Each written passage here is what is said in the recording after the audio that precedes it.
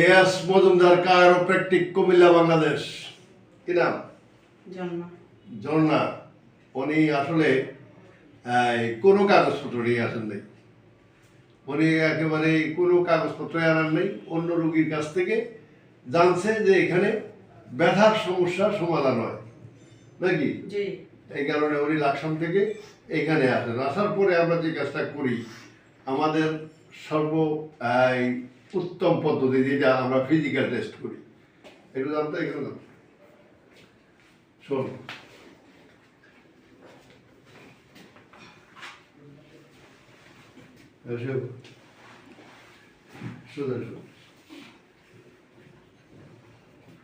প্রথমত এই পাটা এখানে এই ঘুরে না, এই যে ভিতরে ঘুরে নি, জানো এটা ফিক্সড হয়ে গেছে। এখন এই রোগটা উনি কি রোগে আক্রান্ত,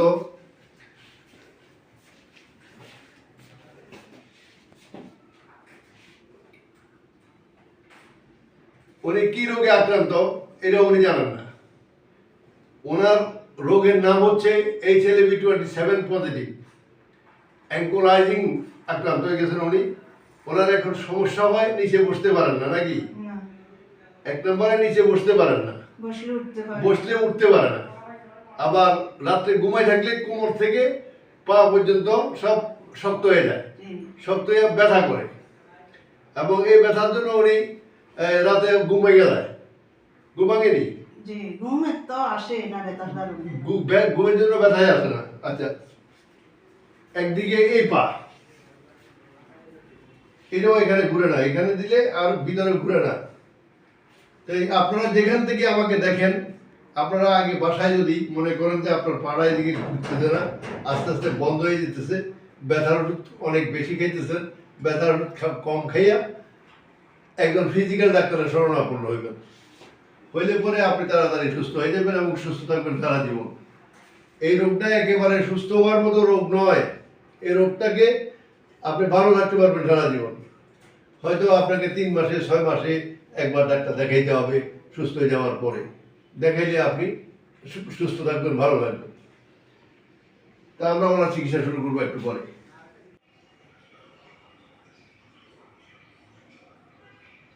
আমরা আজকেই ওনার প্রথম সেশন চিকিৎসা দিই। নিচে বসে তো বসেন, হ্যাঁ ওটা না ধরে, একদম না ধরে।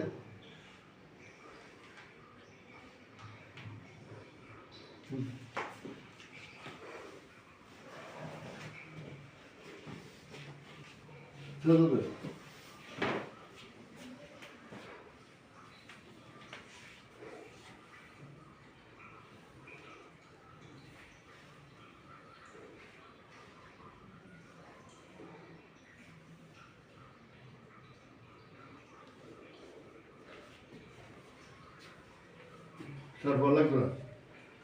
এই যে বাড়িতে আমার এখানে আসার আগে এভাবে নামাজ পড়ে উঠতে কিরকম কষ্ট হইতো? অনেক কষ্ট হইতো। নিচে বসতে যে কষ্ট হইতো সেটা এখন আসেনি।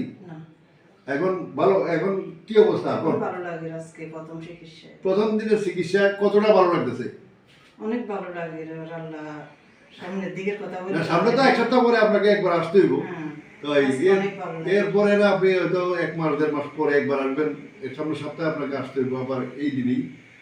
তাই আমরা কোনো রকম ছাড়াই হিপ জয়েন্ট অ্যাঙ্কোলাইজিংয়ের চিকিৎসা পরীক্ষা নিরীক্ষা একটাও করিনি। করছি?